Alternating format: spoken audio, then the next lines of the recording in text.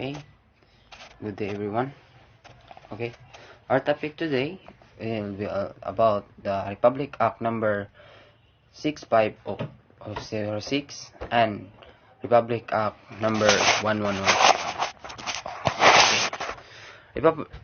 So let's start with the Republic Act 6506.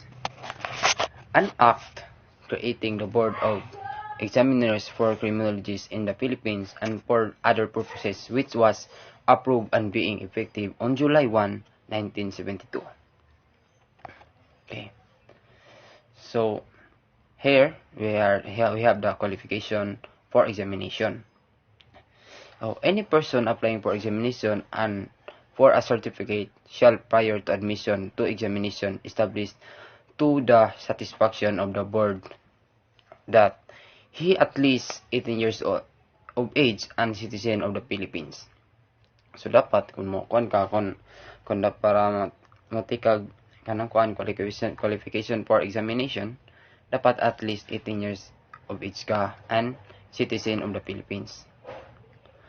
So kuan, he must a person of good moral character, as certified to by at least 3% of good standing in the community wherein he resides.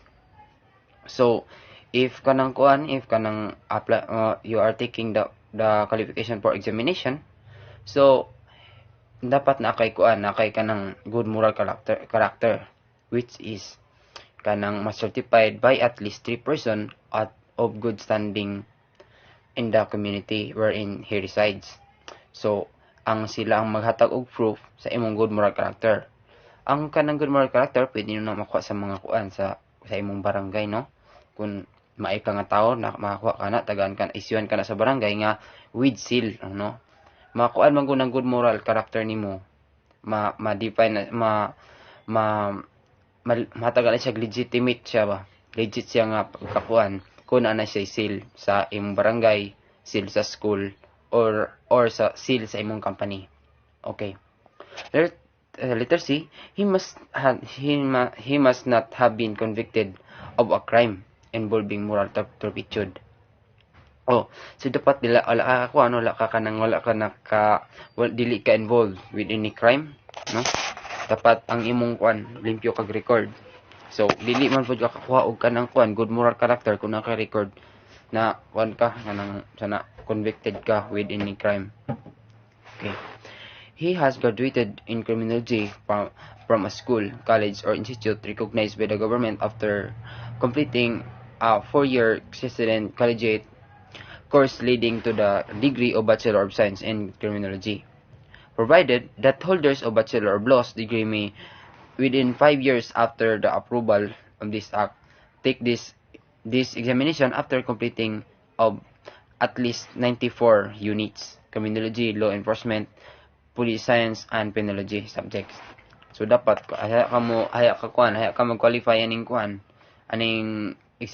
qualification for examination, haya ka mag-qualify ana, dapat na kay nahuman. Okay, nahumanin mo ang 4 years course og ang or 4 years course to 5 years with 94 units sa criminology, law enforcement, police science, and penology. Okay. Section 15, ratings of examination. Under the ratings of examination, ang kailangan nimo mapass sa imong kailangan nimo abson para makapasa ka sa board examination. Okay. In order to pass the examination, a candidate must obtain a general average of at least 75% with no below 50% in any subject. So dapat ma-achieve nimo ang 75% pataas, no? 75% up to 99 or 100 jud kung ma-jud kay ka. So ang diri with no rating below 50% in any subject. So for example, mga ma-average ka og kanang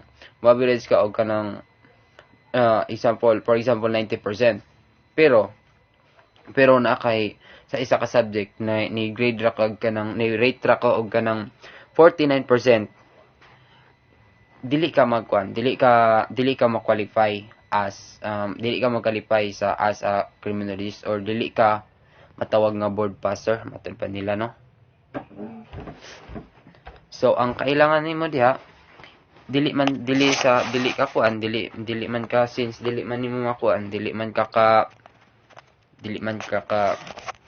pasana kung dili nimo ma-fulfill na nga kuan nga gipangayo nila nga dapat 50% above ang imong makuha nga kuan sa kada subject. So diri kani siya magkuan po ni siya magmatter po ni siya sa ikaduha nga Republic Act. So under diri sa sa Republic Act nga 1131 na maghatag siya maghatag siya conflict ani nga so explain na nako niya dire. Okay, sa section written in the licensure examination under Republic Act 11131. Okay, to pass the licensure examination for criminologists, a candidate must obtain weight average rating of 75%. So almost the same ra siya sa regarding sa general average, the same ra sila sa Republic Act 6506. Okay, with no grade less than 60% in any given subject. Ang difference lang, no, ang kalainan lang nila kay ang under diri sa Republic Act 11131 kay ang required nga dili ka mo ubos sa 60% ang imong rate sa ang imong grade or rate sa imong usa ka subject, no? If makuan ka, makuan ka na, mabagsak ka na, example 59 ra imong nakuha, so mag-retake na pud ka para ma-fulfill nimo na nga grade. Okay, in case the examinee obtains weight average rating of 75% but has a grade below 60% in any subject, the result of examinee shall be referred, no? Okay, kung sa ang gikuan daw shall be deferred. Okay, so mo na tong ingon bali makuan siya kanang ma-deferred siya and be required to retake an particular subject. So kailangan ko nimo na i-retake nga subject. Okay, kung isa lang, no? Okay, the deferred examinee shall be allowed to take once within 2 years from the date of examination. Okay, so ang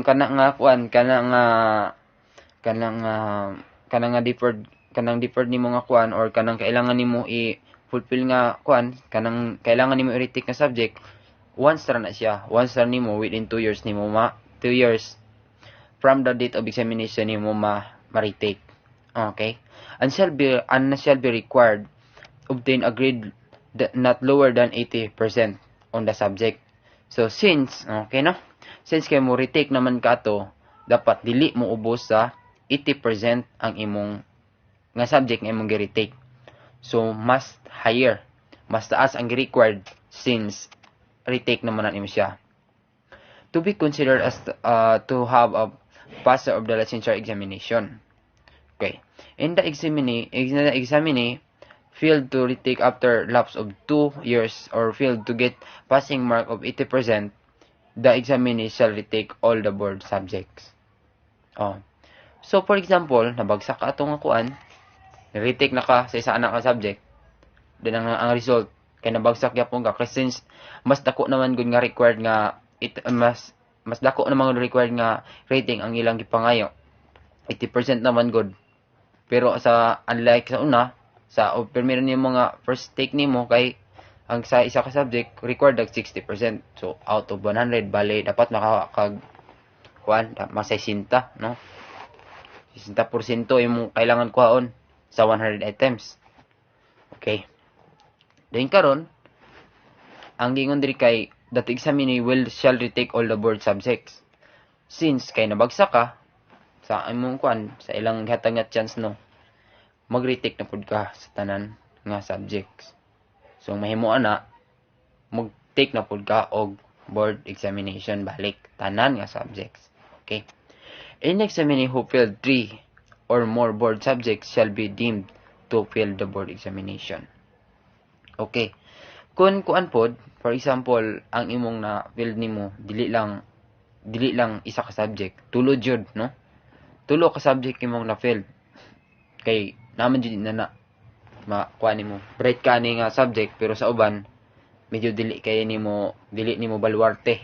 Dili ka familiar na nga mga subjects. So, ang mahitabo dia kung mabagsak ka, makuha na gid ka, ma-fail na gid ka for the board examination. Okay? So, dili na po balik na ta sa Republic Act 6506. Okay. Sa Republic Section 25 under Republic Act 6506, any person who shall hold himself as a criminologist without being duly registered and certified in accordance with the provision of this act, or who shall give any false or fraudulent evidence of any kind of the board in connection with any examination, or who shall violate any of the rules and regulations promulgated by the board in connection with the practice of criminology in the Philippines, shall upon conviction be sentenced to a fine not less than 2,000 pesos nor more than 10,000 pesos, or to suffer imprisonment for a period of not less than 1 year but not exceeding 3 years or both, at the discretion of the court. So, if ikaw sa imong kagalingon nagbuot-buot ka, naghatag-hatag ka og title, okay? You are giving yourself you are giving title to yourself as a criminologist. So, tungod ana hatagan ka nila og sentensyahan kanila or multahan kanila not less than 2,000 pesos nor more than 10,000 pesos. So, kuan siya, or imprisonment for period not less than 1 year but not exceeding 3 years or both. So, ang gingon diri, multahan ka or mapriso ka, dili mo ubos sa isa ka tuig ug dili pod mo taas sa 10 ka tuig. So, ibutan lang ta nag 2 to 9 years ang imong imprisonment. Okay, dili na po ta. Dili na po to sa repairing clause. All laws exceeding executive orders, administration orders, or dominance consist with any provision of this act are hereby repealed or modified accordingly. Okay, dala ta. Activity. So, unsa din ang kuan sa aside song gikuan gina unsa din ang Republic Act 1131 nga na-appeal man sa akong kuan na murag naman siya dakong connection dito sa section 15 under Republic Act 6506. Okay. An act kay kanisa sa kuan, an act regulating the practice of criminology profession in the Philippines and appropriating funds, therefore repealing the purpose of Republic Act 6506, otherwise known as an act creating the board examiners for the criminologists in the Philippines. So kani manggod siya mo ay nagpawalang visa sa Republic Act 6506. Mo ni siya dako siya connection dito sa Republic Act 6506, mo na appeal siya dito. Okay. Kay kani manggod siya na kaugalingong ang sa under section 15 sa under Republic Act 6506 og sa kuan diri sa section 43 under Republic Act 11131. Okay. So, repealing clause, Republic Act number 6506, otherwise known as an act creating of the Board of Examiners section. Repealing clause for criminalists in the Philippines and for other purposes are hereby repealed. So, under ani nga kuan, under ani nga Republic Act, mo ini repealed or nagpawalang visa sa Republic Act 6506. All other laws, Republic Act, decrees, orders, letters of instruction, rules and regulation, or the insurance. So tanan nga kuan, tanan nga mga rules, regulations, mga orders, mga instructions, mga kuan, mga issuance, and part of thereof consistent with no provision of this act are likewise repealed or modified accordingly. So under aning Republic Act, gitanggalan niya og kanang kuan, ato pa karapatan, no, pinawalang bisa niya yung batas ta nilagdaan gamit ang bagong batas. Okay, so dili na ta sa kuan sa section 323, practice of criminology defined. A person is deemed to be engaged in the practice of criminology if he holds himself out of the public in any following capacities. Okay, as a professor, instructor, or teacher in criminology and in university, college, or school duly recognized by the government and teaches of any following subjects: law enforcement, administration, criminalistics, correctional administration, criminology, sociology, and allied subjects. And C, other technical and specialized subject in criminology curriculum provided by the Department of Education. Okay, privileges of certified criminologists. So under this privileges of certified criminologists, so mao ni ang atong kuan, mao ni ang atong kumbaga for example nga kuan na ta, board passer na ta. I-compare na ko as a student, akong i-reflect sa akong kagalingon. For example, board passer na ta, makonsider na ta as criminologist, mo ni ang atong mga privileges or ang atong mga benefits nga makuha or ang atong profession nga makuha na to, pwede na to i-enhance o atong i-practice atong kuan diha. Kumbaga diri na to i-spend ang atong kuan, ang atong profession. So number 1, dactylographer, or number 2, ballistician, 3, question document examiner, 5, correctional officer, 4, and 5, law enforcement photography, 6, lie detection examiner, 7, probation officer, 8, agents in any enforcement agency, 9, security officer, 10, criminal investigator, or 11, police laboratory technician. Okay, certificated criminologists shall also be eligible for appointment as patrolman in chartered cities and municipalities.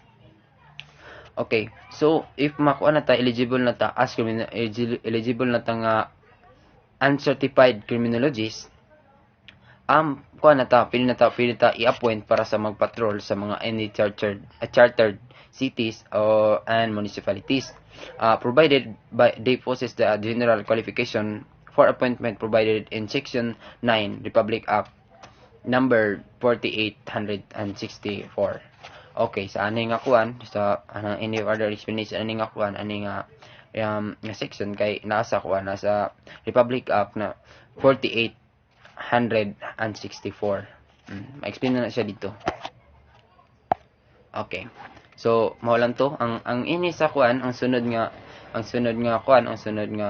Republic Act, which is ang kanang 1131 is mag-focus yun sa kuan. Kaya ang pinakataas ng expedition na asa akong partner, no, si Miss Mira Puentes. So siya na pod ang mukuan. Akatos yung akong ikuan, mao lang to ang kumbaga gikuan lang ako kay ki-clarify lang ako siya daan. Okay, thank you. Things, all this stuff. So let's start with the word criminology. Scientific study of criminals, crime, and victims, and deals in giving solution of crimes. So a study of criminals, victims, and crime.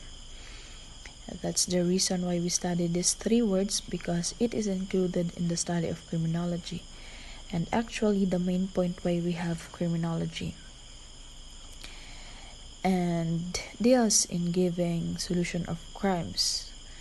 So it is also the reason why we study crimes, criminal, and victims, because it helps us to solve or having a solution for criminality problem and criminal acts. So yan ang kahulugan ng criminology. So let's proceed to criminologist. It refers to a natural person who holds a valid certificate of registration and an updated professional identification card as criminologist issued by the board and the commission pursuant to this act. So criminologist is a person who passed the licensure examination, at pag ikaw ay nakapasa, you will call as criminologist. So criminologist issued by the board. If ikaw ay nakapasa na, i-issuehan ka ng board na ikaw ay certified criminologist. So ikaw ay matatawag na isang professional criminologist kung ikaw ay nakapasa sa kanilang licensure examination. So let's proceed to Republic Act number 11131, an act regulating the practice of criminology profession in the Philippines and appropriating funds therefore, repealing for the purpose Republic Act number 6506, otherwise known as an act creating the Board of Examiners for Criminologists in the Philippines, be it enacted by the Senate and House of Representatives of the Philippines Congress assembled. So that's the let's proceed to Article 1, Title, Policy, Objectives, Terms, and Practice. So Section 1, Title, this act shall be known as the Philippine Criminology Profession Act of 2018. So Section 2, Statement of Policy. The statement recognizes the importance of criminology profession in national security, public safety, peace and order, and in nation building and development. So Statement of Policy. The state recognizes the importance of criminology profession, and that's the big factor of the criminology field, was recognized their importance and meaning through their organization. So at kung gaano kahalaga ang criminology profession sa ating bansa in terms of national security, public safety, peace and order, and in nation building and development. So without this field, maybe our country was full of criminality, illegal acts, and walang kalinawan. So let's proceed to Section 3, Objectives. This act shall govern: first, the examination, registration, and licensure for criminologists. So it talks about the licensure examination. Kung ikaw ba ay nakapasa, so you are immediately one of the licensure criminologists. So ang pangalawa, the supervision, control, and regulation of the practice of criminology. So I don't know how to explain this, but let's proceed to next. So letter C, the standardization and regulation of criminology education. So itong pangatlo, it assure consistency at ang pagtaas ng standard ng criminology education. So let's proceed to letter D, the development of the professional competence of criminologists through Continuing Professional Development o CPD. So, ang pang-apat, ito ay nangangahulugang kung ikaw ay may profession, it doesn't mean, kung ikaw ay may profession na, it doesn't mean that your capacity or learning will stop or diha ra ka kutob.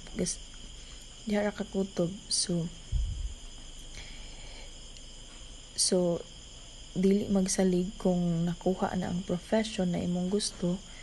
So still strive even you have your profession. Kailangan pa ring may development to achieve even you have your profession already. So kailangan mo pa ring mag-ensayo, mag-aral para na kung sa ganon the standardization of the criminology field was high as the other field. So yun yung ibig sabihin sa letter D. So let's proceed to letter E, the integration of all criminology professional groups and membership of all registered criminologists to the accredited professional organization. So overall, ang objectives to this Republic Act 11131 is tumaas higher than I thought.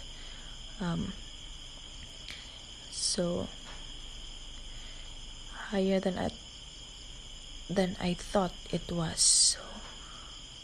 So sobrang taas na ang mga sobrang taas na ng standard ng ating objectives sa Republic Act na ito. So let's proceed to Article 3, Examination, Registration, Certification, and Licensure.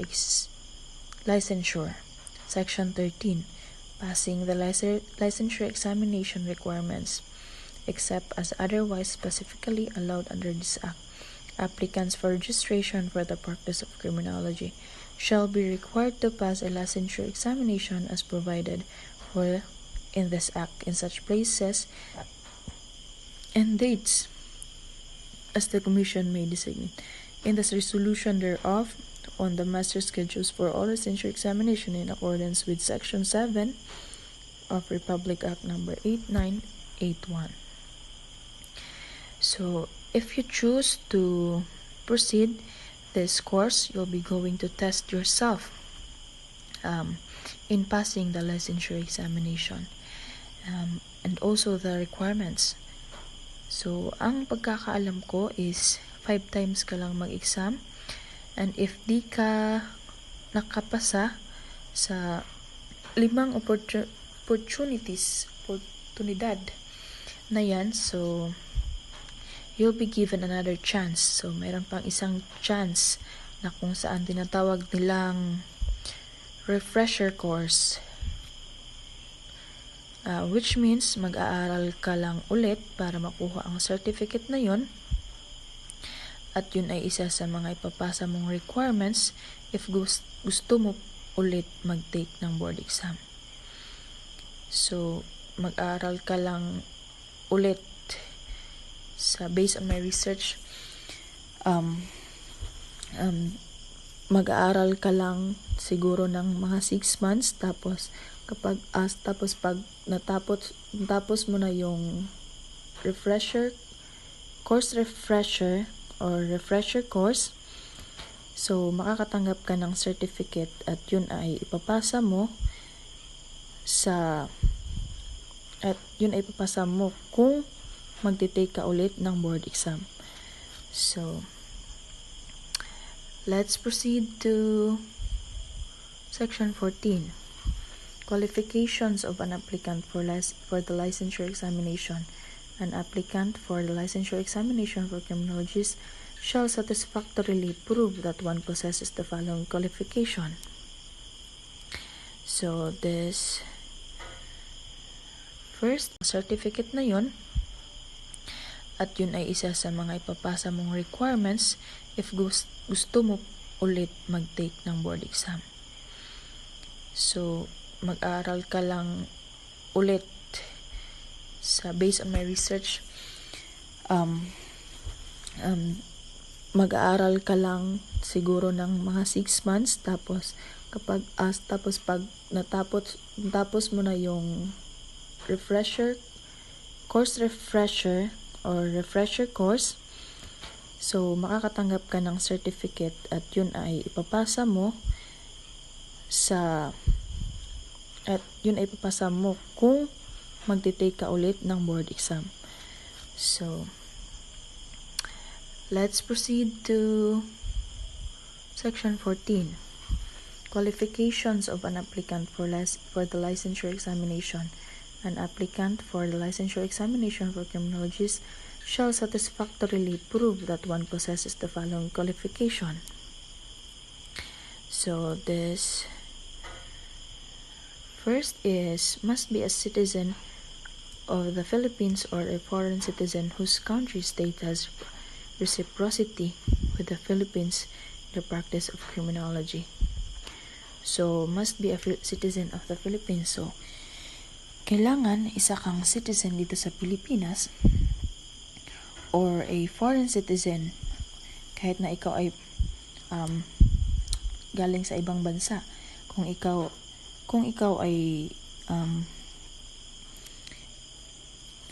ay you've been practiced the criminology here in the Philippines, so kahit na ikaw taga ibang bansa, pwede ka ring you are qualified as an applicant for the licensure examination.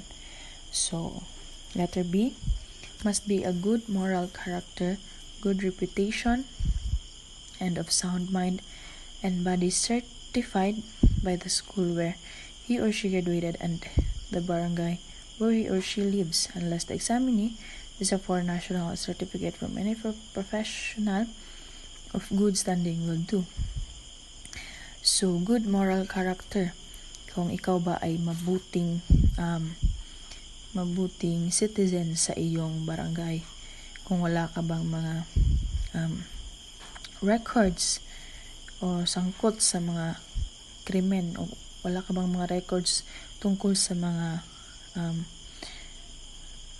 criminal doings in your barangays, kung hindi ka ba naging sangkot. So kung wala ka nun, hindi ka naging sangkot sa lahat ng mga criminal acts doon sa inyong barangay, so you are qualified as an applicant. So third is must hold a bachelor's degree in criminology duly accredited by the CHET and conferred by school, college, university, authorized by the government, or its equivalent degree obtained by either a Filipino or foreign citizen from an institution of learning in the foreign country state, provided that it is duly recognized and or accredited by the CHET. So you should hold a bachelor's degree in criminology. So kailangan what do we call this? Naka-graduate ka ng 4 years course. So you are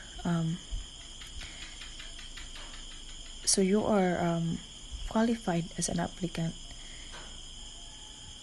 and you are already accredited by the CHET. So next is must not have been convicted of an offense involving moral turpitude by a court of competent jurisdiction. So kailangan hindi ka ni minsan or hindi ka na-convict, hindi ka nakulong, wala kang offense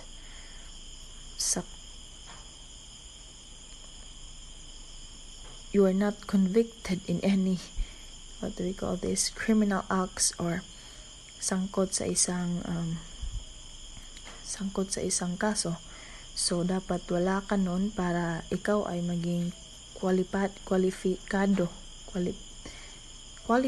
as an applicant for the licensure examination of the criminology.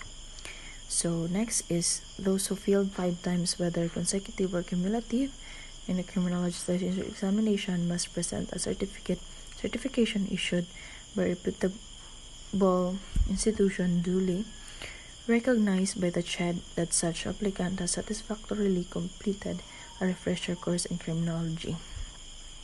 So it means, kung sa sinabi ko nga kanina, kapag ikaw ay 5 beses nang hindi nakapasa, either consecutive man ito or cumulative, so you're still given a chance to take the board exam by presenting your certification issued by the any institution that recognized by the CHED. So pwede ka pa rin mag-exam dahil kinuha mo ang refresher course in criminology. So next is section 37, penal code.